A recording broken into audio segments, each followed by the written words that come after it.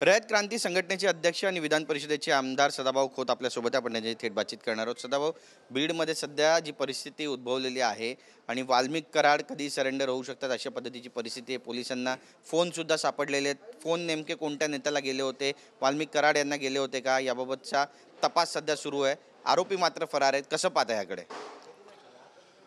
बीडमध्ये ज्या पद्धतीनं अमानुष पद्धतीनं जो सरपंचांचा खून करण्यात आला, यामुळं महाराष्ट्रातल्या जनतेची मनं खऱ्या अर्थानं सुन्न झालेली आहे.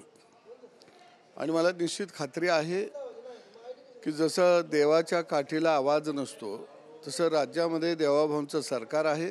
त्यांच्याही काठीला आवाज नाही, परंतु न्याय निवाडा मात्र निश्चित होणार आहे.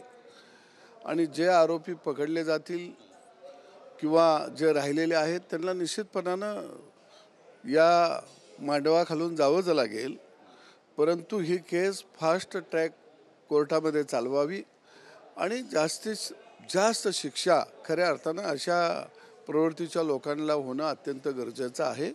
कारण राज्य हे शांततामय जर चालायचं असेल, जनतेला जर शांततामय व्यवस्था आपण देऊ शकलो तर जनताही आपल्यावरती निश्चितपणानं खुश होईल आणि सरकार त्या दिशेनं काम करेल.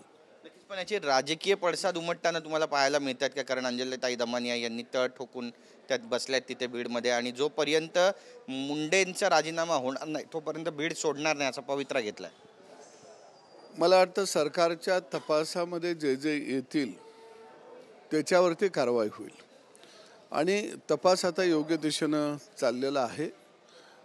ठीक आहे की सामाजिक क्षेत्रामध्ये वेगवेगळे लोक संघटना काम करत असतात. त्यांना वाटतं की या राज्यामध्ये गुन्हेगारी प्रवृत्ती वाढता कामा नये, या भावनेतनं आपापलं मत अनेक लोक व्यक्त करत आहेत.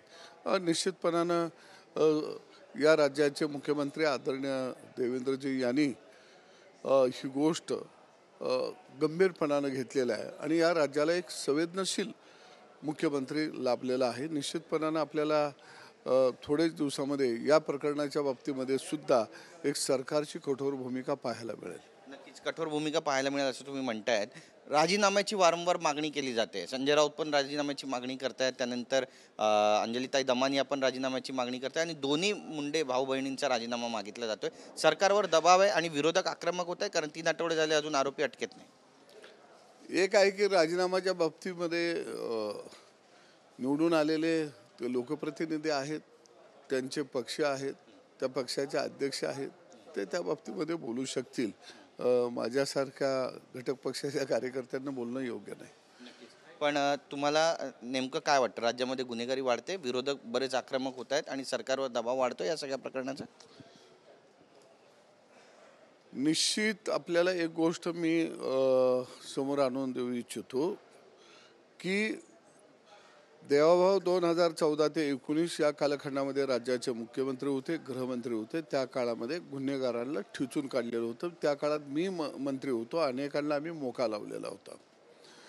निश्चितपणानं महाराष्ट्रातलं जे पोलीस दल आहे हे कार्यक्षम दल आहे, कर्तव्यदक्ष दल आहे आणि निश्चितच एक पारदर्शकता असणारा मुख्यमंत्री या राज्याला मिळालेला आहे. या राज्यातली जी काही गुन्हेगारी आहे ती सगळी ठोकून काढली जाईल. इथं सामान्य माणसाला त्रास होणार नाही अशा पद्धतीची व्यवस्था या 5 वर्षामध्ये देवाभाऊंच्या नेतृत्वाखाली निर्माण होईल. नक्कीच. एक महत्त्वाचा प्रश्न तुम्हाला विचारायचा आहे. स्थानिक संस्थेच्या निवडणुका आहेत आणि शरद पवार यांचा NCP जो पक्ष आहे तो आता ॲक्शन मोडमध्ये आलेला आहे आणि स्वतः शरद पवार बैठका घेणार आहेत कार्यकर्त्यांची. कशा पाहता? हे सगळेच पक्ष निवडणुकीच्या दृष्टीनं तयारी करत असतात. कार्यकर्त्यांना गुंतवून ठेवावं लागतं. जर कार्यकर्त्यांना काम नाही दिलं, जसं गावगाड्यामध्ये आहे की बाबा तलवारीला धार नाही दिलं तर तिला गंज चढतो काय, तसं कार्यकर्त्यांना गंज चढू नये याच्या दक्षता सगळेच पक्ष घेत असतात. आणि पवारसाहेब हे जुने खेळाडू आहेत, त्यामुळं त्यांना त्यातला अनुभव जास्त आहे. पण निकाल काय लागतील असं तुम्हाला वाटतं? महाराष्ट्रातले कल कोणत्या दिशेने जातील? महायुतीला जास्त बहुमत मिळेल?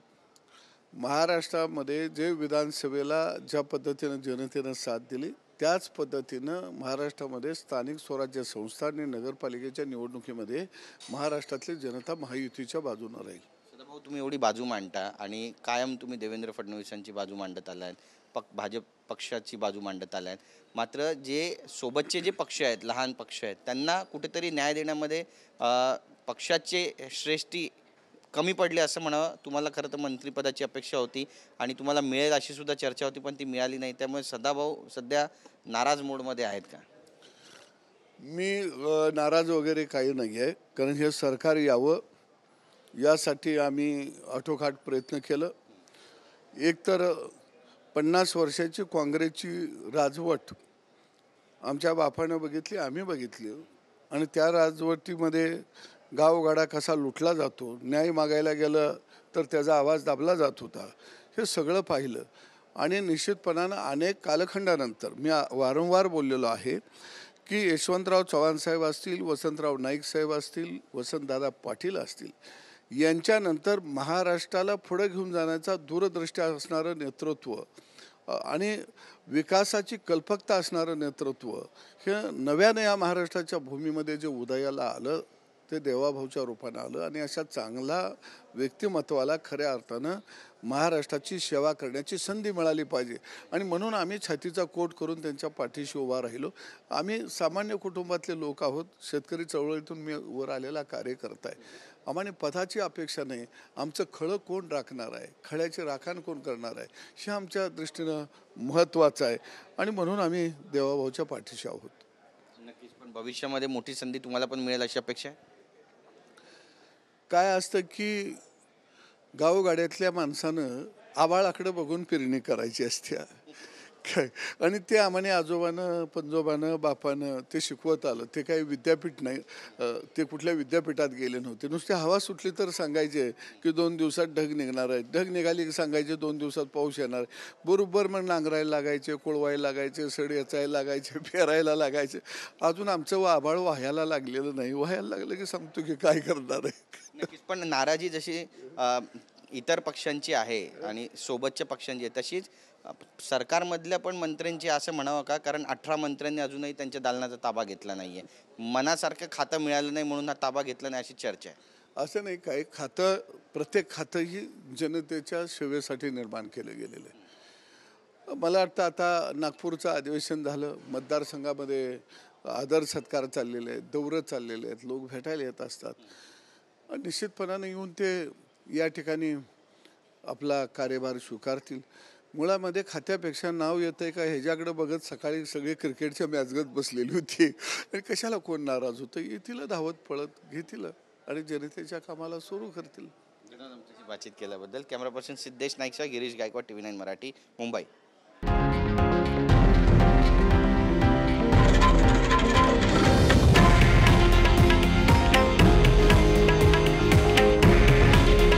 हे आहे देशातील नंबर 1 न्यूज नेटवर्क आणि आपण पाहत आहात TV9 मराठी.